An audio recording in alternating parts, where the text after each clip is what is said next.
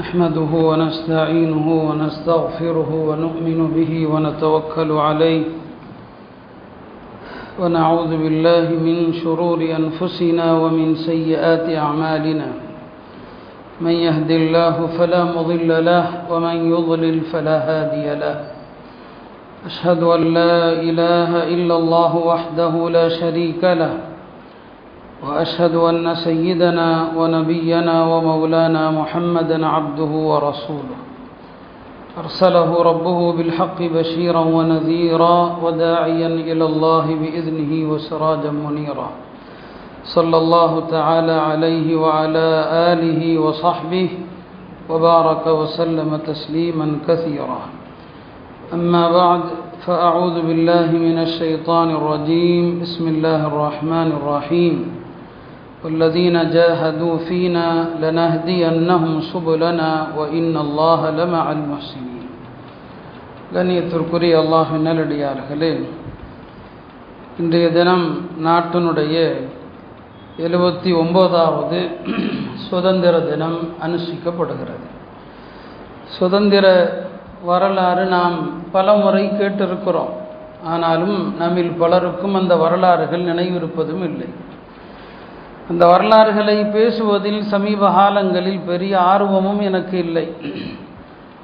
காரணம் என்ன? இந்த உம்மத்தினுடைய ஒரு விழிப்புணர்வற்ற நிலை. எத்தனையோ விஷயங்கள் எடுத்து சொல்லப்பட்டாலும் கூட அதை கண்டுகொள்ளாத ஒரு நிலை. உலக அளவிலும் இந்திய அளவிலும் இன்றைக்கு இந்த சமூகத்தை எங்கே நிறுத்தி இருக்கிறது என்பதை எண்ணுகிற போது உள்ளம் வேதனைப்படாமல் இருக்க முடியவில்லை. ஆனாலும் கூட சில விஷயங்களை நினைவுபடுத்த விரும்புகிறேன். யூதர்கள் நமக்கு அறவே பிடிக்காதவர்கள், மிக மோசமானவர்கள், மிருக குணமுடையவர்கள், இரக்கமற்றவர்கள் என்று அவர்களை நாம் எவ்வளவு வேண்டுமானாலும் திட்ட முடியும். ஆனாலும் யோசித்து பாருங்கள், அவர்களிடத்தில் உள்ள சில நல்ல வம்சங்கள், சில நல்ல விஷயங்கள். இன்றளவும் கூட அவர்கள் எத்தனை தாக்குதல்களுக்கு பிறகும் மீண்டும் மீண்டும் உருவாகிக் கொண்டே இருக்கிறார்கள். ஒரு நாட்டையும் பிடித்தார்கள். அதற்கான காரணம் என்ன? தங்களுடைய வரலாறை பாதுகாப்பதில், தங்களுடைய கலாச்சாரத்தை பாதுகாப்பதில், தங்களுடைய மொழியை பாதுகாப்பதில் உலகத்தில் அவர்களுக்கு ஈடு என யாருமே கிடையாது. அவர்களுடைய நீண்ட நெடிய வரலாற்றிலே பல்வேறு சோதனைகளை தாங்கியிருந்தாலும் பல நாடுகளுக்கு நாடோடிகளாக போனாங்க. இப்போ எத்தனை அரபுகள் ஐரோப்பிய நாடுகளுக்கு போனார்கள், தம்முடைய தாய்மொழி அரபியை மறந்துட்டாங்க. யூதர்கள் பல நாடுகளில் ஒடுக்கப்பட்ட போதும், பல்வேறு இன்னல்களுக்கு ஆளான போதும் வெளியில் அவர்களுடைய மொழியை பேச மாட்டாங்க. ஆனால் வீட்டுக்குள்ளே அவர்களுடைய மொழி ஹிப்ரு மொழியை தான் பேசுவாங்க. தங்களுடைய பிள்ளைகளுக்கு இந்த ஹிப்ரு மொழி இருந்தால் மட்டும்தான் அவர்களுக்கு யூத பற்று இருக்கும் என்பது யூதர்களுடைய நம்பிக்கை. அவர்கள் இஸ்ரேலை பிடித்த போது அவர்கள் வெளியிட்ட முதல் அறிவிப்பு என்னவென்று சொன்னால், இந்த நாட்டினுடைய தேசிய மொழி ஹிப்ரு மொழின்னு சொன்னாங்க.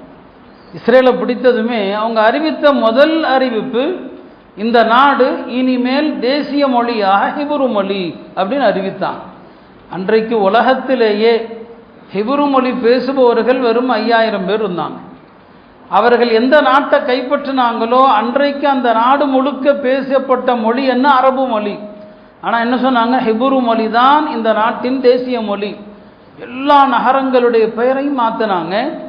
இப்போ பாருங்க, இப்போ மஸ்ஜித் அக்ஸா இருக்குது, இந்த நகரத்தினுடைய பெயர் என்ன? மதீனத்துல் குதுஸ். அது அவர்கள் ஜெருசலேம் என்று மாற்றினாங்க. இப்ராஹிம் அலைஹிஸ்ஸலாம் அடக்கப்பட்ட கபர் இருக்கிற ஊர் இருக்கிறது, அதனுடைய பேர் மதீனத்துல் ஹலீல். அதை ஹிப்ரோன் என்று மாற்றினான். இப்படி பார்த்தீங்கன்னா எல்லாம் டோட்டலாக மாற்றிட்டாங்க. பார்க்குறவனுக்கு ஏதோ பன்னெடுங்காலமாக இந்த பெயர் தான் இருக்குதோ அப்படின்னு நினைப்பாங்க. இன்னொரு 20 வருஷம் ஆனால் அப்போ ஜெருசலம் என்பது அசல் பெயர் போல் தருகிறது. அந்த அளவுக்கு அவர்கள் தங்களுடைய மொழியை அவ்வளவு தூரம் பாதுகாப்பாங்க. தங்களுடைய வரலாறை குழந்தைகளுக்கு சொல்லிக் கொடுப்பாங்க. அதுதான் அவர்களை துடிப்போடும் ஒரு உத்வேகத்தோடும் தாங்கள் நினைப்பதை சாதிப்பதற்கும் அதுதான் அவர்களை தூண்டுகிறது முயற்சி. ஆனால் இந்த சமுதாயத்தினுடைய நிலை என்ன? நாம் நம்முடைய கடந்த கால வரலாறு குறித்தும் அறிவதற்கு ஆர்வப்படுவது கிடையாது. ஜும்மாவுடைய ஒரு அரை மணி நேர உரை. இந்த உரையை எத்தனை பேர் தூங்காமல் கேட்குறாங்க? நான் இன்றைக்கு கூட நினச்சேன், ஜும்மாவை பற்றி நான் அடிக்கடி சொல்வதுண்டு. ஜும்மாவுடைய முழு நன்மையை பெற்று திரும்பக்கூடியவர்கள் யாருன்னு சொன்னால், பள்ளிக்கு வந்ததிலிருந்து தொழுது முடித்து திரும்பும் வரை தூங்காமல் செல்பவர்களே. நான் வச்சுக்கங்க, இது நான் வேணா அடுத்த வாரம் ஹதீஸோடு சொல்கிறேன். உள்ளே வந்ததிலிருந்து. அதனால தான் மார்க்கம் என்ன சொல்லுதுன்னா, ஜும்மா அன்னைக்கு காலையில் கடையை திறக்காதீங்க, காலையில் தூங்கணும். ஜும்மாவுக்கு உற்சாகமாக இருக்கணும். ஜும்மா தொழுதுட்டு கடையை தரங்க. இதான் மார்க்கத்தினுடைய நிலை. இந்த அரை மணி நேரம் தான் இந்த உம்மத்தை ஏதோ கொஞ்சம் அல்லாஹ் சொன்னான், அல்லாஹ்வுடைய தூதர் சொன்னார்கள் என்று கொஞ்ச நேரமாவது காதில் கேட்க வைக்குது. அந்த அரை மணி நேரமும் தூங்கிடுறோம். எல்லாமே நமக்கு தெரியும் நினச்சி தூங்குறோம். எவ்வளோ பெரிய தவறு! இப்போ பாருங்க, யூதர்கள் தன்னுடைய வீட்டு குழந்தைகளுக்கு கூட தன்னுடைய வரலாறை போதிப்பாங்க. அப்படியானால் நாம் நம்முடைய வரலாறை எவ்வளவு தெரியணும்? அது குறித்து தான் சில விஷயங்களை நான் சொல்ல விரும்புகிறேன். அருமையானவர்களே, முஸ்லிம் சமுதாயம் இந்த உலகத்தினுடைய எந்த சமுதாயமும் அடைய முடியாத சிகரத்தை தொட்ட சமுதாயம். வேற எந்த சமுதாயமும் உலகத்தில் இவ்வளவு பெரிய நிலப்பரப்பை ஆட்சி செய்தது கிடையாது, முஸ்லிம்கள் ஆட்சி செய்தது போல. இரண்டாவது, முஸ்லிம்களை போல நீண்ட நெடிய காலம் ஆட்சி செய்த எந்த சமூகமும் இல்லை. இந்த ரெண்டுமே முஸ்லிம்களுக்கான சிறப்பு தான். ஒன்று பெரிய நிலப்பரப்பு, இன்னொன்று நீண்ட காலம். இதில் எங்கே நம்முடைய வீழ்ச்சி ஏற்படுது? மூன்று காரணங்கள் சொல்லுவாங்க. முதலாவது காரணம் என்னன்னா, ஸ்பெயினுடைய வீழ்ச்சி. ஸ்பெயின் வீழ்ச்சியிலிருந்து நம்முடைய இந்த வீழ்ச்சி இன்னைக்கு ஆரம்பமாகுது. இன்னைக்கு இந்தியாவில் நம்ம எந்த நிலையில் இருக்கிறோம் என்பதை நான் இறுதியில் சுட்டி காட்டுவேன். ஸ்பெயினுடைய வீழ்ச்சி. இரண்டாவது, முஸ்லிம்கள் செய்த பெரிய தவறு, ஒரு காலத்தில் மஸ்ஜிதுகள் தான் கல்விக்கூடங்களாக இருந்தது. பள்ளி தான், மஸ்ஜிது தான் பள்ளிக்கூடம், அதுதான் பள்ளி என்று சொல்கிறோம். அங்குதான் எல்லாருமே படிப்பாங்க. ஒரு குறிப்பிட்ட அடிப்படை வரைக்கும் இஸ்லாமிய போதனைகள், மார்க்கத்தில் உள்ள ஃபர்த ஐன் எது, ஃபர்த கிஃபாயா எது, தொழுகையில் எதை பேணணும், இதெல்லாம் படிப்பாங்க. ஒரு குறிப்பிட்ட காலம் வரைக்கும் எல்லாரும் படிக்கும்போது அதுக்கப்புறம் துறைகள் பிரியும். ஒருத்தர் மார்க்கத்துறையிலேயே வரணும்னா வரலாம், ஹதீஸை எடுக்கலாம், ஃபிக்ஹ் எடுக்கலாம், ஒருத்தர் மருத்துவத்தை எடுக்கலாம், ஒருத்தர் அறிவியலை எடுக்கலாம். ஆனால் எல்லாமே பள்ளியில் தான். பள்ளியிலிருந்து தான் விஞ்ஞானியும் வருவார், பள்ளியிலிருந்து தான் மருத்துவரும் வருவார். இந்த பள்ளியிலிருந்து வெளியாகிற விஞ்ஞானியோ மருத்துவரோ அவர் நாத்திகராக மாற மாட்டார், அவர் கம்யூனிஸ்டாக மாற மாட்டார், அவர் பொது உடைமை பேச மாட்டார், அவர் இஸ்லாத்துக்கு எதிராக சொல்ல மாட்டார். காரணம் என்ன? அவருடைய அடிப்படை கல்வி பள்ளியில் சொல்லப்பட்டது. அதனால அவருக்கும் ஆலிமுக்கும் வித்தியாசம் என்ன? ஆலிம் சட்டத்துறையிலே தேர்ந்து விளங்குவார், இவர் பொதுக்கல்வியிலே தேர்ந்து விளங்குவார். ரெண்டு பேருக்கும் ஒரே ட்ரெஸ்ஸு தான். இவரை பார்த்தாலும் அறிஞர் ஆலிம்னு சொல்லலாம், அவரை பார்த்தாலும் சொல்லலாம். என்றைக்கு இந்த பள்ளியிலிருந்து கல்வியை பிரித்தாங்களோ, அப்புறம் கல்வியை ரெண்டாக்குனாங்க, பொதுக்கல்வி மதரசா கல்வின்னு சொல்லி. அதில் என்ன ஆச்சு? ரெண்டுக்கும் பெரிய இடைவெளி ஏற்பட்டு பொதுக்கல்வியில் தேர்ந்து வரக்கூடிய முஸ்லீம்களில் பலரிடத்தில் தீன் இருக்காது. பொதுக்கல்வி பெரிய அறிஞராக இருப்பாங்க, அவங்கள்ட்ட தீன் இருக்காது, மார்க்கப்பட்டு இருக்காது. இது முஸ்லிம்களுடைய வீழ்ச்சிக்கான பெரிய காரணம், சாதாரண காரணம் அல்ல.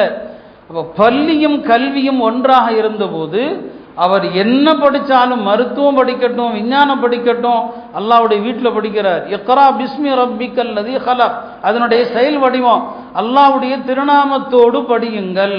அது பள்ளியில் இருக்கிற வரைக்கும் இருந்துச்சு.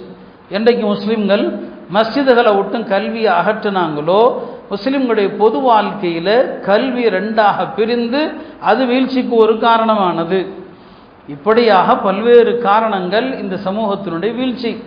ஒரு காலகட்டத்தில் முஸ்லிம்கள் பல்வேறு பகுதிகளை மொத்தமாக ஆட்சி செஞ்சாங்க, சில்லறை சில்லறையாக ஆட்சி செஞ்சாங்க.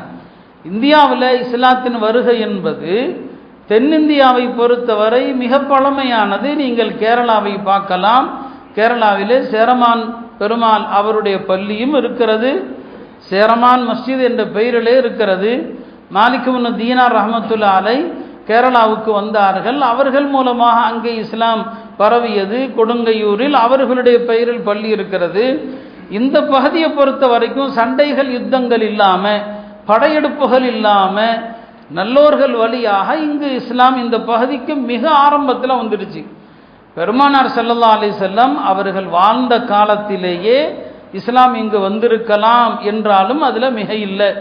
காரணம் என்ன அப்படின்னா, இந்த தென்னிந்தியாவுக்கும் இஸ்லாத்துக்குமான பூர்வீக தொடர்பு அப்படி நான் பல முறை சொல்லியிருக்கிறேன். ஆதம் அலைஹிஸ்ஸலாம் இறங்கிய பகுதி இலங்கைக்கும் தமிழகத்துக்கும் இடைப்பட்ட பகுதி தான். இதை நாம் தமிழ் பற்று, தமிழ் இனப்பற்று, ஏன்னா தமிழ்நாட்டில் அப்படியும் கவனிக்க வேண்டி இருக்குது. இங்கே இனப்பற்று இனவெறியெல்லாம் ரொம்ப பேசுவாங்க. இது உண்மை அப்படி. நாம் இனத்திற்காகலாம் பேசலை. மார்க்கத்தில் இனவாதம் கிடையாது. ஆதம் அலைஹிஸ்ஸலாம் இந்த பகுதி தான், இலங்கைக்கும் தமிழகத்திற்கும் இடைப்பட்ட பகுதி. அப்போ கடற்கோளால் இலங்கையும் தமிழகமும் பிரிக்கப்படலை. பின்னால் ஏற்பட்ட நூஹ் அலைஹிஸ்ஸலாமுடைய காலத்தில் ஏற்பட்ட அந்த மாபெரும் வெள்ளப்பிரளயத்தில் இலங்கை தமிழகம் துண்டாக பிரிகிறது. கடல் அதை பிரிக்கிறது. இல்லைன்னா ஆதம் அலைஹிஸ்ஸலாம் ரெண்டுக்கும் இடைப்பட்ட பகுதியில் தான் இந்த பகுதிக்கு தான் வர்றாங்க. ஆதம் அலைஹிஸ்ஸலாம் அரபியும் பேசினாங்க, ஆதம் அலைஹிஸ்ஸலாம் தமிழும் பேசினாங்க. தமிழ் தான் இந்திய மொழிகள்லாம் ஆதி மொழி என்று உறுதியாக சொல்லலாம். உலக மொழிகளிலும் அதுதான் ஆதி மொழி.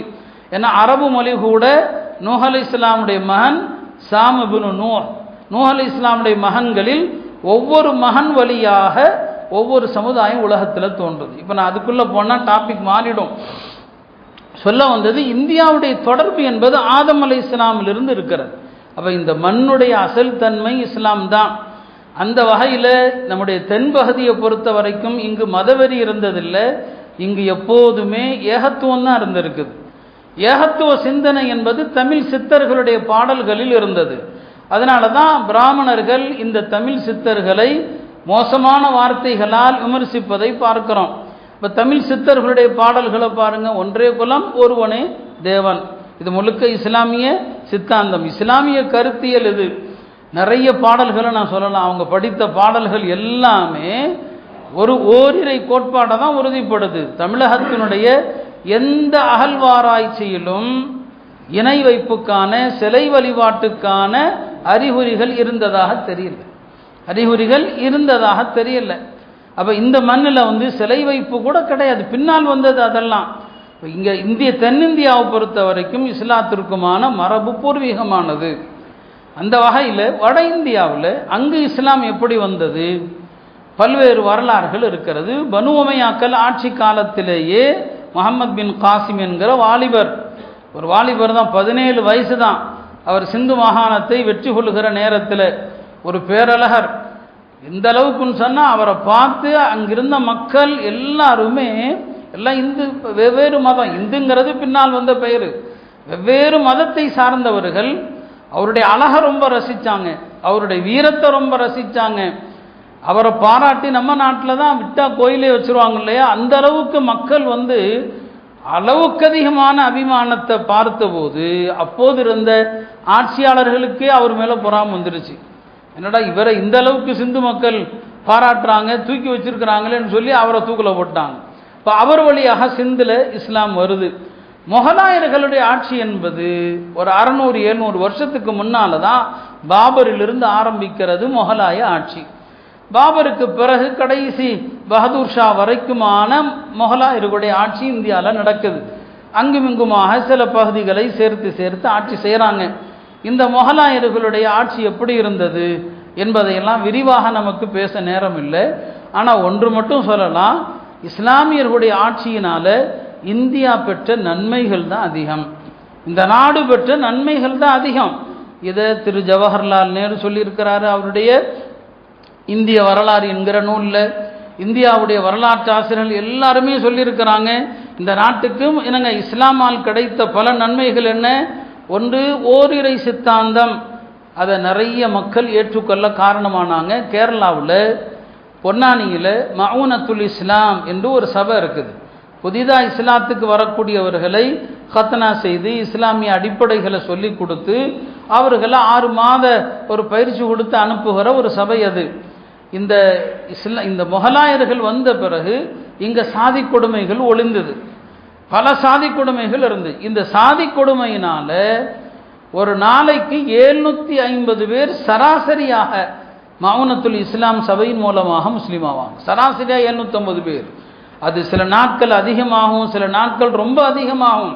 இந்த சாதி கொடுமைகள் அனைத்துமே முகலாய வருகைக்கு பிறகுதான் இந்தியாவில் குறைஞ்சுது. அதுக்கு முன்னால் சாதி கொடுமைகள் இங்கு எப்படி இருந்தது என்பதை நம்ம வார்த்தைகளில் விவரிக்க முடியாது. முஸ்லீம்கள் வந்தாங்க, எல்லாரும் சகஜமாக தொழுதாங்க, எல்லாரும் பக்கத்தில் நின்னாங்க. இங்குள்ள மக்கள் அதையெல்லாம் பார்த்து பழக்கப்படாதவர்கள், பல்வேறு ஜாதி கொடுமைகளை அனுபவித்தவங்க. முகலாயர் வருகையால் இந்த மக்கள் அதை உணர்ந்தாங்க. முகலாயருடைய வருகைக்கு பிறகுதான் இங்கு பெண்களுக்கான உரிமைகள் பேசப்பட்டுச்சு. அதுக்கு முன்னால இங்க மனு தர்ம ஆட்சி தான் இருந்துச்சு. மனு தர்மத்தில் பெண்களுக்கு உரிமையே கிடையாது. கணவன் இறந்தால் பெண்ணும் சேர்ந்து இறக்க வேண்டும். பெண்களுக்கு சொத்துல பங்கு கிடையாது. பெண்களுக்கு மனவிலக்கு என்பது கிடையாது. கணவன் எவ்வளவு கொடியவனானாலும் அவனோடு தான் வாழணும். இதெல்லாம் இருந்துச்சு. இஸ்லாமிய சட்டங்கள் முகலாயர்கள் வருகைக்கு பிறகுதான் பெண்களை இந்த மார்க்கம் எவ்வளவு மதிக்கிறது. நாம் பெண்களுக்கு இஸ்லாம் நிக்காஹில் தலாக்கில் கொடுத்துருக்கிற உரிமை இருக்குது. சில நேரங்களில் நாமளே கூட ரொம்ப வெளிப்படையாக பேச பயப்படணும். ஏன்னா அந்த உரிமைகள் தெரிஞ்சால் பெண்களே கூட அதை தப்பாக பயன்படுத்துவாங்க. அவ்வளோ உரிமைகள் இந்த மார்க்கம் தந்திருக்குது. அது இந்த நாட்டிற்கு பெண்கள் மூலமாகத்தான் கிடைத்தது. அதே போல தான் பல்வேறு கணித முறைகள் இந்தியாவில் அதுக்கு முன்னால் கணித முறைகள் கிடையாது. முஸ்லிம்கள் தான் பல்வேறு கணித முறைகளை அறிமுகப்படுத்தினாங்க. இன்றைய யுனானி மருத்துவம் இருக்கிறது, அது முஸ்லிம்கள் மூலமாகத்தான் இந்தியாவுக்கு கிடைத்தது. இந்தியாவுக்குள் காகிதத்தை கொண்டு வந்தவர்கள் முஸ்லிம்கள். மஹமூத் ஷாங்கிற அரசர் குஜராத்தில் முதலாக காகித தொழிற்சாலையை உருவாக்குறாரு, காகித தயாரிப்பு சாலையை உருவாக்குறாரு. இது முஸ்லிம்களுக்கா இந்திய முஸ்லிம்கள் செய்தது. அதே போல தான் முகலாய மன்னர்கள் தான் பிரிந்து கிடந்த இந்தியா, இன்றைக்கு ஆர்எஸ்எஸ்காரங்க சொல்றாங்களே அகண்ட பாரதம், இந்த அகண்ட பாரதத்தை உருவாக்குனதே முஸ்லிம்கள் தான். அதுக்கு முன்னால இந்தியாங்கிறது ஒன்றுபட்ட ஒரு அமைப்பு கிடையாது, எல்லாம் செதறி கிடந்த நாடு தான். முகலாய மன்னர்கள் தான் இந்த செதறிய நாட்டை ஒருங்கிணைந்த இந்தியாவாக ஆக்கியது முஸ்லிம்கள் தான். அது மட்டுமல்ல, ஒருங்கிணைந்த இந்தியாவுக்கான இன்றைய தேசிய நெடுஞ்சாலை என்று சொல்கிறோமே, இந்த தேசிய நெடுஞ்சாலைக்கான திட்டமிட்டவர்கள் யார்? முகலாய மன்னர்கள் தான். இப்படி நாம் சொல்லிக்கிட்டே போகலாம். முகலாய மன்னர்களால் இந்தியா அடைந்த பலன்கள் என்ன? அதில் ஒன்று கட்டடக்கலை. கட்டடக்கலையில் எல்லை மீறிய வீண்வரையங்களும் இருக்குது, அதை மார்க்கம் ஆதரிக்கிறது இல்லை. அதே நேரத்தில் நல்ல தரமான கட்டடங்களை மார்க்கம் தடுக்கிறதும் இல்லை. அந்த கட்டடக்கலையை உருவாக்கி அழகான கட்டடங்களை இந்த நாட்டிற்கு வழங்கியவர்கள் இன்றைக்கு இருக்கிற பழைய பாராளுமன்றம், செங்கோட்டை, இதுவெல்லாம் யாருடையது? முகலாயர்களுடைய அந்த கட்டடக்கலைக்கான ஒரு சான்று தான் அது. இதெல்லாம் இந்த நாட்டுக்கு அவர்கள் கொடுத்தாங்க. இந்த நாட்டில் அவர்கள் அநியாயங்கள் செஞ்சாங்களா? முஸ்லீம் அல்லாதவர்களுக்கு அவங்க அநியாயம் செய்யலை. முகலாயர்கள் அநியாயம் செஞ்சிருந்தா முஸ்லீம்களுக்கு என்ன செஞ்சிருக்கலாம்? இதை நாம் அடித்து சொல்லலாம், முஸ்லீம்களுக்கு செஞ்சிருக்கலாம். ஆனால் முஸ்லீம் அல்லாதவர்களுக்கு அவங்க அநீதமே பண்ணலை. இந்த நாட்டில் முகலாயர்கள் ஆட்சி செய்த காலத்திலும் ஆட்சி இஸ்லாமியர்களுடையது, ஆனால் முஸ்லீம்கள் சிறுபான்மையினர். தலைநகர் டெல்லிங்க, ஒரு நகரனுங்க, தலைநகர் டெல்லி. அந்த டெல்லியில் முகலாயர் ஆட்சி காலத்திலிருந்து இன்று வரை முஸ்லீம்கள் சிறுபான்மையினரா இல்லையா? இது எதை காட்டுது? அவங்க யாரையும் இஸ்லாத்தை ஏற்றுக்கொள்ள சொல்லி கத்தியை காட்டி மிரட்டி முஸ்லீம் ஆகிறியா இல்லையா என்று யாரையும் அவர்கள் மிரட்டலை. இதுதான் வரலாற்று உண்மை. வரலாற்று உண்மை இதுதான். யார் ஏற்றாலும் ஏற்காவிட்டாலும் அவங்க எந்த இந்து கோயிலையும் இடிக்கலை. இதுவும் வரலாற்று உண்மைதான். இந்த விஷயத்தில் இந்த ஆர்எஸ்எஸ் புலுகிகள் பொய்தான் அவர்களுடைய அடிப்படை தத்துவமே அதுதான். பொய் சொல்லி ஒரு தேசத்தையே பொய்யின் அடிப்படையில் கட்டமைத்து ஒரு வெறி பிடித்த கூட்டத்தை உட்கார வச்சு ஏற்படுத்திட்டாங்க. முகலாயர்கள் இதையெல்லாம் செஞ்சிருந்தா இந்த நாட்டில் கோயில்கள் எண்ணிக்கை குறைஞ்சிருக்கணும், முஸ்லிம்கள் பெரும்பான்மையராக இருக்கணும். அவைகள் எதுவுமே நடக்கல. ஆக இதுதான் இந்த நாட்டில் முகலாயர்களால் கிடைத்த நன்மை. அருமையானவர்களே, முகலாயர்களை இந்த நாட்டில் என்னங்க இஸ்லாமிய ஆட்சியை இருக்க சொன்னதே இந்துக்கள் தான். நீங்கள் இங்கே ஆட்சியாளர்களாக இருந்தால் நாங்கள் நிம்மதியாக இருக்கலாம். ஏன்னா நீங்கள் ஆட்சியில் இருந்தால் இங்கே ஜாதி கலவரம் வராது, நீங்கள் ஆட்சியில் இருந்தால் இங்கே சாதி கொடுமைகள் நடக்காது, நீங்கள் ஆட்சியில் இருந்தால் நாங்கள் ட்ரெஸ் போட்டுட்டு நடக்கலாம், எல்லா தெருவுக்குள்ளேயும் போகலாம், இந்த தெருவுக்கு வராத அந்த தெருவுக்கு வராதேன்னு யாரும் சொல்ல முடியாது. இந்த நாட்டில் 800 வருஷம் ஆட்சி செஞ்சாங்கன்னா அதுக்கு காரணம் இந்துக்கள் தான். ஏன்னா அவங்க எதிர்க்கலை. இஸ்லாமிய ஆட்சியை அகற்றுவதற்கு அவங்க யாரும் முயற்சி பண்ணலை. அப்படி தான் இருந்தாங்க. அழகான முறையில் இந்த நாடு சீராக இருந்தது. ஆங்கிலேயர்கள் உள்ளே வந்தாங்க, ரொம்ப சீக்கிரமே உள்ளே வந்துட்டாங்க. ஒரு கம்பெனி நடத்துகிற பேரில் தான் ஆங்கிலேயர்கள் வந்தாங்க. அப்படி வந்த நேரத்தில் முஜத்தித் அல் ஃபசானி ரஹமத்துல்லாஹி அலைஹி அவங்க காலத்திலேயே ஆங்கிலேயர்கள் ஒரு கம்பெனி நடத்துகிற பேரில் உள்ளே வந்துட்டான். அப்போவே சொன்னாங்க ஹஜரத் அவர்கள், அப்போது இருந்த மன்னர்களுக்கு, இந்த ஆங்கிலேயர்கள் வியாபார நோக்கத்தில் வரலை, நாடு பிடிக்கிற நோக்கத்தில் வந்திருக்கிறான், இவனை உள்ளே விடாதீங்கன்னு சொன்னாங்க. நம்ம மக்களுடைய பழக்கம் என்ன? நாம் நம்பவே மாட்டோம் இல்லையா? நம்பவே மாட்டோம் இல்லையா? நீங்கள் ஒரு 20 வருஷத்துக்கு முன்னாலே நான் சொல்லியிருக்கிறேன் இங்கே RSS என்னென்ன பண்ணுவான்னு சொல்லி. அப்போல்லாம் யாருமே நம்பலை. வெளியில் போய் மோசமாலாம் பேசுவாங்க. இதே வேலை தான் இவருக்கு, பயமுறுத்துறது தான் வேலை, இதான் வேலைன்னு சொல்லுவீங்க. நம்ம என்னெல்லாம் சொன்னோமோ அதெல்லாம் நடக்கக்கூடிய இறுதி கட்டத்தை எட்டி இருக்கிறோம். இப்போ நாட்டுடைய நிலை அதுதான். அப்போ சொன்னாங்க ஆங்கிலேயர்கள் வியாபாரத்திற்கு வரல, இவங்கள உள்ள விடாதீங்க, விரட்டுங்கன்னு சொன்னாங்க. அப்போது இருந்தவர்கள் என்னங்க, ஒரு பெரிய கம்பெனி, வெளிநாட்டு கம்பெனி, மக்களுக்கு அது புதுசாக வியப்பாக இருக்குது, வேலை வாய்ப்பு கிடைக்குது, அவன் ஆங்கிலேய கலாச்சாரத்தை உள்ளே கொண்டு வர்றான், மன்னர்களும் மக்களும் அதை வரவேற்கிறாங்க. யாரும் அந்த சூழ்ச்சியை விலங்கல்ல. அவனுடைய கம்பெனி உருவாகி ஒரு கட்டத்தில் கிழக்கிந்திய கம்பெனி என்று என்ன செய்யறான், பெரிய கம்பெனியாக உருவாகி கொஞ்சம் கொஞ்சமாக தன்னுடைய படையை இறக்குறான். இங்கிலாந்திலிருந்து ஒரு கம்பெனி நடத்துகிறவன் எதுக்குங்க படையை இறக்கணும்? படையை இறக்குறான். அவனுடைய படைகள் இந்தியாவுக்குள்ள வருது. அப்போ தான் சுதாரிக்கிறாங்க. அப்போது வங்கதேசத்தில் ஆட்சியில் இருக்கிறாங்க சிராஜுத்தௌலா உணர்றாரு, ஆஹா இது நாடு போகிற போக்கு சரியா தெரியல, இவன் எதற்காண்டி படைகளை இறக்கிறான். அப்போ அவர் உஷாராகிறாரு, இவர்களை எதிர்ப்பதற்கான படைகளை எல்லாம் திரட்டுகிறார். ஆனாலும் ஆங்கிலேயர்களும் ஒரு பெரிய சூழ்ச்சிக்காரர்கள். நம்ம சமுதாயம் வீழ்ந்தது நம்மவர்களை கொண்டுதான். அவர் கூடவே இருந்தான் மீர் ஜாஃபர் என்று ஒருவன். நான் சொல்லக்கூடாது, அவன் ஒரு ஷியா பிரிவை சார்ந்தவன். ஷியாக்களால் இந்த சமுதாயம் சந்தித்ததெல்லாம் துரோகம்தான், நன்மை கிடையாது. மீர் ஜாஃபர் ஆங்கிலேயர்கள்ட்ட விலை போயிட்டான். அவன் சொன்னான் அவர்கிட்ட பெரிய படை இருக்குது. அன்றைக்கு அவர் வைத்திருந்த படை 1,00,000க்கும் மேலே சிராஜுத்தௌலாவிடத்தில். ஆங்கிலேயர்களுடைய படை அன்றைக்கு சொற்பமான எண்ணிக்கை. மீர் ஜாஃபர் சொன்னால் அவர் படையை கிளம்பி கொண்டு வரட்டும், படை வீரர்கள் அத்தனை பேரையும் நான் விலைக்கு வாங்கி விட்டேன், நீங்கள் போருக்கு வாங்க, மைதானத்தில் அவர் தனித்து விடப்படுவார்னு சொன்னான். நடந்ததும் அதுதான். பலாசி மைதானத்தில் முதல் இந்திய சுதந்திர போர் நடந்தது.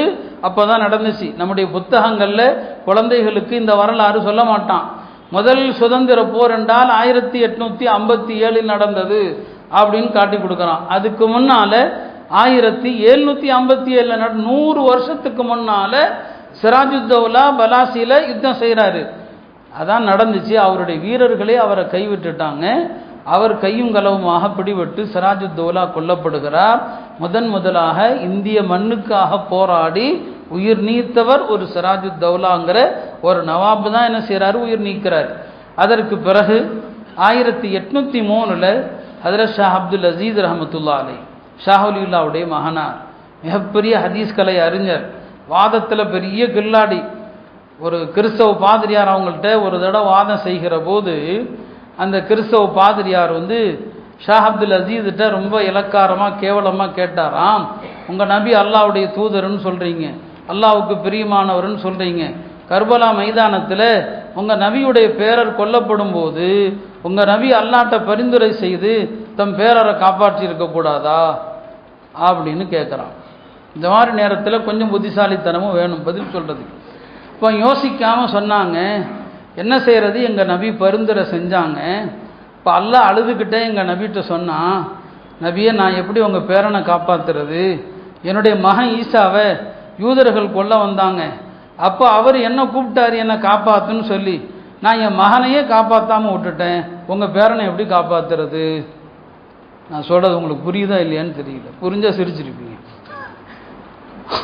என்ன அல்லாஹ் நபிகிட்ட சொன்னான்னா, நான் எப்படிப்பா உன் பேரனை காப்பாற்றுறது, என் மகன் ஈசாவே யூதர்கள் கொல்ல வந்த போது என் பிதாவே என்னை காப்பாற்றுன்னு கதறினாரு, என் மகனையே நான் காப்பாற்ற முடியல, உங்கள் பேரனை எப்படி காப்பாற்றுறது, கூட்டமே கொல்லுன்னு சிரிச்சிருச்சு. என்ன சில நேரங்களில் இப்படியும் பதிலடி கொடுக்கப்படணும். அப்போ அந்த பாதிரியாரால் ஒன்றுமே பேச முடியல. அவன் சொல்ல வந்த நோக்கம் அவனுடைய வார்த்தையாலேயே திருப்பிட்டாங்க. வேற வகையிலெல்லாம் பதில் சொன்னால் அவர்களுக்கு புரியாது. அதனால அவங்களுக்கு அப்படி தான் பதில் சொல்லணும். இல்லை ஷஹாதத்து வீர மரணம் அப்படின்லாம் அவங்கள்ட்ட பயான் செய்ய முடியாது இல்லையா. பெரிய மகானவங்க, ஹதீஸ் கலை அறிஞரவங்க, இன்றைய தேவபந்து உலமாக்கள் எல்லாருக்கும் குருமார்களுக்கெல்லாம் குரு அவர் ஷா அப்துல் அசீஸ். 1803 டெல்லியில் அவருடைய மதரசா இடிக்கப்படுது. அவர் தாக்கப்படுறாரு. அவர் தான் முதலாக ஆங்கிலேயர்களை எதிர்த்து போராடுவது, ஜிஹாது செய்வது ஃபர்துன்னு ஃபத்வா கொடுக்குறார். அந்த ஃபத்வாவுக்கு பிறகுதான் நாட்டில் ஆங்கிலேய எதிர்ப்பு போராட்டம் என்பது தீவிரம் எடுக்குது. அது வரைக்கும் மந்தமாக இருக்குது. 803 ஷா அப்துல் அசீஸ் ரஹமத்துல்லா அலை ஃபத்வா கொடுக்குறாங்க, இந்தியா என்பது தாருல் ஹர்பு, இது ஆங்கிலேயர்கள் ஆட்சி செய்கிற யுத்த நாடு. இந்த நாட்டில் முஸ்லிம்கள் ஆங்கிலேய ஆட்சி ஓய்கிற வரை போராட வேண்டும். அந்த ஃபத்வாவுக்கு பிறகுதான் உலமாய் தேவபந்துடைய உலமாக்கள் களத்தில் குதிக்கிறாங்க. இவங்களுடைய மாணவர்களுடைய மாணாக்கர்கள் தான் ஹதரத் காசிம் நானூத்தவி, ஹதரத் ஷா ரஷீத் அஹமத் கங்கோஹி, இவங்கெல்லாம் போராட்ட களத்தில் குதிக்கிறாங்க. ஆங்கிலேயர்கள் இவர்களுக்கெல்லாம் கைது வாரண்டு, அரெஸ்ட் வாரண்டு பிறப்பிக்குது. மௌலானா காசிம் நானூத்தவி அவங்கள தேடுறாங்க. மக்கள்லாம் சொல்கிறாங்க, ஹதரத் நீங்கள் தயவு செஞ்சு மறைஞ்சிருங்க, நீங்கள் ஜெயிலுக்கு போய் ஷஹீத் ஆகிட்டா உங்களுக்கு அந்தஸ்து கூட, ஆனால் எங்களுக்கு நீங்கள் தேவை, கொஞ்ச நாள் நீங்கள் தயவு செஞ்சு ஒளிஞ்சு மறைஞ்சிருங்கன்னு சொல்லி மக்கள் நிர்பந்திக்கிறதுனால ஹதரத் அவர்கள் தேவபந்துடைய ஒரு கட்டடத்தில் மறைஞ்சிருக்கிறாங்க. 3 நாள் இருந்தாங்க. 4வது நாள் வெளியே வந்துட்டாங்க. ஹதரத் இன்னும் வாரண்ட் இருக்குது, நீங்கள் வந்துட்டீங்களேன்னு சொல்லி பெருமானார் சவுர் குகையில் 3 நாள் தான் மறைஞ்சாங்க. 3 நாளைக்கு மேலே மறைந்திருப்பது சுன்னத்து இல்லை. அங்கேயும் சுன்னத்தை கடைபிடிக்கிறாங்க. 4வது நாள் வெளியே வந்துட்டாங்க. ஹதரத் ஒரு கிராமவாசி மாதிரி சாதாரணமாக தான் இருப்பாங்க. தேவபந்துடைய நிறுவனர் தான், ஆனால் சாதாரணமாக இருப்பாங்க. தார்லூமுடைய பள்ளியில் ஹதரத் அவர்கள் உட்காந்து எழுதிட்டு இருக்கிறாங்க. யாரோ ஒருத்தர் ஆங்கிலேயர்களுக்கு தகவல் கொடுத்துட்டான், மௌலானா காசிம் நானூத்தவி பள்ளியில் இருக்கிறாங்கன்னு சொல்லி. ஆங்கிலேயர்கள் தகவல் கிடைத்து வர்றது மௌலானாவுக்கு தெரிஞ்சு போச்சு. மௌலானா ரொம்ப புத்திசாலி. இந்த இடத்துல உட்காந்து எழுதிட்டு இருந்தவங்க தன்னுடைய இடத்த மாற்றி கொஞ்சம் தள்ளி உட்காந்து எழுதிட்டு இருக்கிறாங்க. ஆங்கிலேய படைகள் உள்ளே வர்றாங்க. பார்க்குறாங்க, யாரோ ஒரு அப்பாவி ஒரு ஓரமாக உட்காந்து எழுதிட்டு இருக்கிறாரு. தன்னை கைது செய்ய வர்றதா இருந்தால் ஒரு மனுஷனுக்கு எவ்வளோ பயம் இருக்கும். அது ஆங்கிலேய அரசு வந்தா. மௌலானாவை பார்த்து காசிம் நானூத்தவின்னு என்று அவர்கள் நினைக்கல. அவங்கள யாரோ நினச்சி அவர்கிட்ட போய் கேட்டாங்க, இங்கே காசிம் நானூத்தவி எங்கன்னு சொல்லி. கொஞ்ச நேரத்துக்கு முன்னால் அங்கே உட்காந்துருந்தாரு, போய் தேடி பாருங்கன்ட்டான். பழைய இடத்த காட்டி கொஞ்ச நேரத்துக்கு முன்னால் இங்கே உட்காந்துருந்தாங்க, போய் தேடி பாருங்கன்ட்டான். அந்த ஆளுகள் அதை நம்பி வெளியே வந்துட்டாங்க. மௌலானாவும் வெளியே வர்றாங்க. அங்கே இருக்கிற வெளியில் இருக்கிற ஃபோர்ஸ் நினச்சிக்கிட்டாங்க, சரி யாரோ உள்ள வேலை செய்கிற ஆள் போல் தருதுன்னு சொல்லி. ஆக இப்படி மௌலானா அவர்கள் அதிலிருந்து தப்பித்தாங்க. ரஷீத் அஹமது கங்கோஹியை கைது பண்ணி முசஃபர் நகர் கொண்டு போயிட்டான். முசஃபர் நகர் சிறையில் மௌலானா கங்கோஹி அவர்களை அடைச்சி வச்சிருக்கிறான். மௌலானா அவர்களை சிறையில் அடைத்தா என்ன ஆகுது? சிறைச்சாலையில் திருடர்கள், கொள்ளையர்கள், பல்வேறு தவறுகள் செய்த குற்றவாளிகள்லாம் உள்ளே இருக்கிறாங்க. முஸ்லிம்கள், காஃபிர்கள் எல்லாரும் இருக்கிறாங்க. ஆன்மீக பெரியார்களுடைய திக்ர் இருக்கிறது, அதற்கு பெரிய தாக்கம் இருக்குது. நம்மள மாதிரி சாதாரண பாவம் செய்யக்கூடியவர்கள் திக்ர் செஞ்சால் அது உள்ளத்தை போய் தொடாது. மௌலானா கங்கோஹி காலை மாலை தஹஜுதில் அவங்க தானாக திக்ர் செய்கிற நேரத்தில் இந்த குற்றவாளிகள் எல்லாம் சேர்ந்து திக்ர் செய்ய ஆரம்பிச்சிட்டாங்க. பார்த்தா அந்த சிறைச்சாலையே இல்லல்லாஹ்ங்கிற அந்த திக்ரில் அப்படியே அதிருது. ஆங்கிலேயர்கள் சொன்னாங்க, இது விட்டால் கொஞ்ச நாளில் இது கங்கோஹுடைய கான்காக மாறிடும் போல் தருது. அடைக்கப்பட்டிருப்பது முசஃபர் நகரில். முசஃபர் நகர் சிறைச்சாலை இன்னும் கொஞ்ச நாள் விட்டால் இது அவங்களுடைய சொந்த ஊர் கங்கோஹுடைய கான்காக மாதிரி ஆயிரும் போல் தருது. பார்த்தாங்க, இவரை விட்டா இருக்கிற ஆளை பூரா திக்ரு செஞ்சு நல்லவனா மாற்றிடுவார், இருக்கிற காஃபிர்களை முஸ்லீம்கள் ஆக்கிடுவார், இவரை வெளியே விடுங்கப்பான்னு விட்டான். இப்படித்தான் இந்த நாட்டுக்காக நம்முடைய பெரியார்களும் நம்முடைய அறிஞர் பெருமக்களும் அவ்வளவு தியாகங்கள் செஞ்சாங்க. அதற்கு பிறகு ஷேகுல் ஹிந்த் ரஹமத்துல்லா அலை, காசிம் நானூத்தவி கங்கோஹியுடைய மாணவர் ஷேகுல் ஹிந்த் அவர்கள் தாருலும் தேவபந்துடைய தலைமை உஸ்தாதாக இருக்கிறான். உஸ்தாதாக இருக்கிற காலத்தில் ஆங்கிலேயருடைய அட்டூழியங்கள் நாளுக்கு நாள் அதிகமாகிக் கொண்டே வருது. இப்போ ஹதரத் யோசிக்கிறாங்க, இவர்களிடத்தில் இருக்கிற பலம் அதிகமாக இருக்கு, கொஞ்சம் பலமும் வேண்டும் இல்லையா? இப்போ என்ன செய்யலான்னு ஹதரத் அவர்கள் யோசிக்கும் போது தான் அவங்களுக்கு ஆப்கானிஸ்தானில் நிறைய மாணவர்கள் இருக்கிறாங்க. மௌலானா உபைதுல்லா சிந்தி அவங்களுடைய ஒரு வரலாறு தனியாக சொல்லணும். அவங்க சீக்கியராக இருந்து முஸ்லீமானவங்க. மௌலானா உபைதுல்லா சிந்தி ஷேகுல் ஹிந்துடைய மாணவர். அப்போ மௌலானா சொன்னாங்க, நீங்கள் ஆப்கானிஸ்தான் போய் இந்த ஆங்கிலேயர்களுக்கு எதிராக அங்கு ஒரு படையை நீங்கள் உருவாக்குங்க, நீங்கள் அங்கே போங்க, நான் எல்லா ஏற்பாடும் பண்ணியிருக்கிறேன்னு சொல்லி அவங்கள அங்கே அனுப்பிடுறாங்க. பிறகு ஷேகுல் ஹிந்த் ரஹமத்துல்லா அலை மதீனா முனவரா வர்றாங்க. அங்கே துருக்கியர்களோடு சேர்ந்து ஒரு படையை உருவாக்கி, திட்டம் என்னன்னா இவங்க எல்லாரும் சேர்ந்து இந்த ஆங்கிலேய அரசாங்கத்தை எதிர்க்க வேண்டும் என்பதுதான் திட்டம். ஆனால் அங்கேயும் எல்லா இடங்களிலும் காட்டி கொடுக்கிற சில பாவிகள் இருப்பாங்க இல்லையா. மௌலானா அவர்கள் மக்கா வந்த நேரத்தில் அங்கு கைது செய்யப்படுறாங்க. கைது செய்யப்பட்டு அந்தமானில் மால்டா சிறையில் மிகுந்த சிரமத்திற்குள்ளாக்கப்பட்டாங்க. வெள்ளிக்கிழமை ஜும்மா கூட தொழ முடியாது.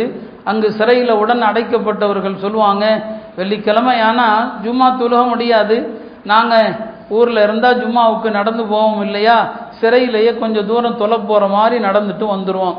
உள்ள ஷேகுல் ஹிந்த் அவர்களுக்கு கடுமையான துன்புறுத்தல், யார்ட்டையும் சொன்னதே கிடையாது.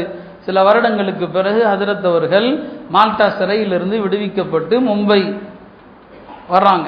மும்பை துறைமுகத்தில் வந்து இறங்குறாங்க. ஹஜ்ரத் அவர்கள் விடுதலை ஆகிறாங்க அப்படின்னு கேள்விப்பட்டதும் இந்தியாவில் இருக்கிற எல்லா உலமாக்களும் எல்லா தலைவர்களும் ஹஜ்ரத் அவர்களை வரவேற்க போனாங்க. அந்த வரவேற்பு வந்து வரலாற்றில் ஒரு மிகப்பெரிய மறக்க முடியாத ஒரு நிகழ்ச்சி. எல்லா ஆலிம்களும் வந்துட்டாங்க. ஆங்கிலேயர்களே அதை பார்த்து அசத்துட்டாங்க, இவ்வளவு மக்கள் மனதில் இடம் பிடித்தவரா என்று. அண்ணல் காந்தி அவர்களும் ஷேகுல் ஹிந்த் அவர்களை வரவேற்பதற்கு போனாங்க. காந்தி அவர்களுக்கு இந்த சுதந்திர போராட்டத்தில் பங்கெடுக்கிற உற்சாகத்தை தந்ததே முஸ்லிம்கள் தான், இஸ்லாமிய வரலாறு தான். அது அவரே பலமுறை சொல்லியிருக்கிறார். நான் வந்து இந்த விடுதலை போராட்டத்தில் பங்கெடுக்க காரணம் இஸ்லாமிய வரலாறு எனக்கு கற்றுக் கொடுத்த காரணமே. இஸ்லாமிய வரலாறு அடிமைத்தனத்தை எதிர்க்கிறது, அடிமைத்தனத்துக்கு எதிராக போராட தூண்டுகிறது. அதனுடைய விளைவுல தான் நான் வந்தேன்னு சொன்னாங்க. ஷேகுல் ஹிந்த் ரஹமத்துல்லாஹி அலைஹி மால்டா சிறையில் அவ்வளவு துன்பங்கள் பட்டாங்க. இப்படியாக நம்முடைய உலமாக்கள் இவ்வளவு தியாகங்கள் செய்தாங்க. நாடு முழுக்க நம்முடைய உலமாக்களுடைய வரலாறு. டெல்லியில் ஆங்கிலேயர்கள் உலமாக்களுக்கு செய்த கொடுமை கொஞ்சம் நஞ்சமல்ல. ஒவ்வொரு நாளும் 80 உலமாக்கள் தூக்கில் போடப்பட்டாங்க. சில நேரங்களில் உலமாக்களை நிர்வாணமாக்கி உயிரோடு எரித்து அவர்களை கொன்னாங்க. அந்த உலமாக்களுடைய மாமிச வாடை வருகிற அளவுக்கு அவங்கள எரிச்சதாக வருது. டெல்லியிலிருந்து பிஷாவர் வரைக்கும் எல்லா மரங்களிலும் அறிஞர் பெருமக்களுடைய உடல்களை தொங்க விட்டாங்க. இப்படியெல்லாம் நாம் தியாகம் செய்தோம். இந்த நாட்டில் இன்றைக்கு நம்முடைய நிலைமை என்ன? நாம் எந்த நிலையில் இருக்கிறோம்? இன்றைக்கு நம்முடைய வாக்குரிமை கூட கேள்விக்குறியாக்கப்பட்டிருக்கிறது இல்லையா. ராகுல் காந்தி அவர்கள் ஒரு போராட்டத்தை எடுத்திருக்கிறார். நம்மால் முடிந்தவரை அந்த போராட்டம் வெற்றி பெற அல்லாட்ட துவா செய்யும். எந்த அளவுக்கு அது வெற்றி அடைஞ்சாதான் தப்பிச்சோம். ஏன்னா அவர் எடுத்திருக்கிற பிரச்சனை சாதாரண பிரச்சனை இல்லை. எங்களை மாதிரி ஆலிம்கள் சொன்னப்பெல்லாம் நீங்கள் நம்பவே இல்லை. இப்போ அவர் சொல்லும்போது நீங்கள் நம்புவீங்கன்னு நினைக்கிறேன். குஜராத் பீகாரில் நடந்ததை நீங்கள் பார்த்தீங்கன்னா திகைச்சு போயிடுவீங்க. அந்த செய்தி நீங்கள் எப்படி புரிஞ்சீங்க அது எனக்கு தெரியாது. குடியுரிமை இழக்க செய்வதற்கான ஒரு திட்டத்தை அழகா தேர்தல் கமிஷன் மூலமாக செயல்படுத்திட்டாங்க.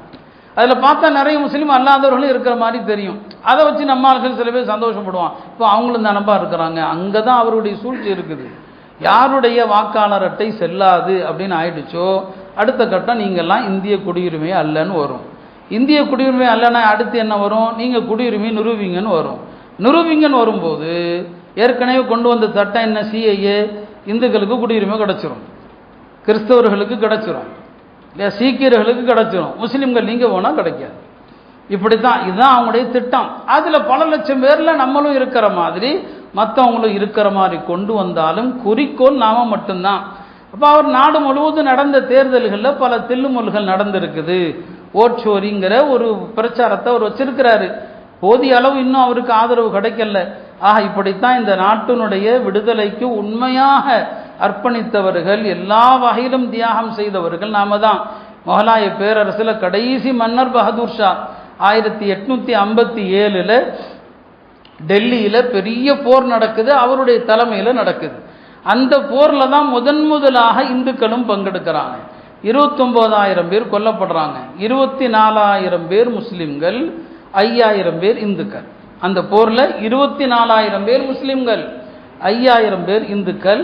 அதில் கடைசியில் பஹதூர் ஷா அவர்களும் பிடிபடுறாங்க. அவரை என்ன செய்கிறாங்க, சிறையில் அடைக்கிறாங்க. அப்புறம் ரங்கூன் கொண்டு செல்கிறாங்க. கொஞ்சம் மன்னருங்கிறதுனால மற்ற கைதிகளுக்கு இல்லாத சிலருக்கு கொஞ்சம் கொஞ்சம் சலுகை. டெய்லி அவருக்கு காலை நாஸ்தாவும் கொடுப்பாங்க. ஒரு நாள் அவருக்கு தட்டில் நாஸ்தா மாதிரி மூடப்பட்டு கொண்டு வரப்படுது. அவர் கடுமையான பசியோடு இருக்கிறாரு. அப்போ காலை நாஸ்தா வளமை போல் வருதோ என்று எண்ணி அவர் திறந்து பார்க்குறாரு. அவருடைய 2 மகன்களுடைய தலை அதில் இருக்குது. ஆங்கிலேயர்கள் எவ்வளவு கொடூரமானவர்கள்! அப்போ அவர் எவ்வளோ வேதனைப்பட்டிருப்பார். அவருடைய மனைவியும் உடன் இருக்கிறாங்க. பெற்ற தாய் தந்தையருக்கு முன்னால் பிள்ளைகளுடைய தலைகளை கொண்டு கொடுத்தாங்க. அவர் தன்னுடைய மனைவிக்கு ஆறுதல் சொன்னார், வருந்த வேண்டாம், காலங்கள் மாறும் என்று சொன்னார். பிறகு அவர் இறந்து போனார். அவருடைய அடக்கத்தெல்லாம் ரங்கூனில் தான் இருக்குது. இன்றைய பர்மாவில் ரங்கூனில் இருக்குது. அப்போ இந்த நாட்டை ஆட்சி செய்த முஸ்லீம் மன்னர்களும் சரி ஆங்கிலேயர்களுக்கு துணை போகல. தங்களுடைய ஆட்சியை காத்துக்கொள்ளணும்னு நினச்சிருந்தா எத்தனையோ சிற்றரசர்கள் ஆங்கிலேயர்களுக்கு அடிபணிந்து தங்களுடைய ஆட்சியை தக்க வச்சாங்க. முஸ்லீம் மன்னர்கள் அப்படி நினைக்கவே இல்லை. இந்த நாட்டுடைய உலமாக்களும் பொதுமக்களும் யாரும் ஆங்கிலேய அரசாங்கத்தை ஏற்றுக்கொள்ளவே இல்லை. அந்த போராட்டம் தாங்க முடியாமல் தான் இந்த நாட்டை விட்டு போனாங்க. முஸ்லீம்கள் கொடுத்த குடைச்சல் தான். இல்லைன்னா அவன் இந்த நாட்டில் நிலைச்சிருப்பான். முஸ்லீம்கள் மாத்திரம் இல்லை என்று சொன்னால் இந்த நாட்டில் ஆங்கிலேயர்கள் நிலைத்திருப்பாங்க. தொடர் போராட்டங்கள், ஒவ்வொரு போராட்டத்திற்கு ஒவ்வொரு பெயர். இப்படியெல்லாம் நம்முடைய செல்வங்களை வாரி கொடுத்து நம்முடைய உயிர் தியாகங்களை எல்லாம் செய்து இந்த மண்ணில் இன்றைக்கு நாம குடியுரிமை தானா என்ற கேள்விக்குறியில் நாம் நிற்கிறோம். அருமையானவர்களே, நம்முடைய பிள்ளைகளுக்கு வரலாறை நாம் சொல்லிக் கொடுக்கணும். நாம் யாருங்கிறத சொல்லிக் கொடுக்கணும். ஏற்கனவே பாடத்திட்டத்தில் பலவிதமான கற்பனைகளும் புணுகுகளும் வந்துருச்சு. இனி இவர்களுடைய புதிய பாடத்திட்ட கொள்கையில் நேர் எதிர் தலைமறைவான செய்திகள் தான் வரப்போகுது. இந்த வரலாறை நாமும் தெரியல, நம்முடைய சந்ததிகள் ஒன்றும் தெரியாதவர்களாக ஆயிடுவாங்க. எல்லாம் வல்ல அல்லாஹ் இந்த நாட்டை நல்லோர்களுடைய கரங்களில் திருப்பி இந்த நாட்டு மக்கள் மகிழ்ச்சியாக வாழ வழி செய்வானாக. குறிப்பாக முஸ்லிம்கள் கண்ணியத்தோடு வாழ வழி செய்வானாக. கியாம நாள் வரை இந்த நாட்டில் இஸ்லாம் தலைத்திருக்க செய்வானாக. நம்முடைய மஸ்ஜிதுகள், வக்ஃப் சொத்துகள், மதரசாக்கள், ஹான்காகள், மர்கஸ்கள் அனைத்தையும் அல்லாஹ் பாதுகாப்பானாக. வாஹிரு தஅவானா அல்ஹம்துலில்லாஹி ரப்பில் ஆலமீன்.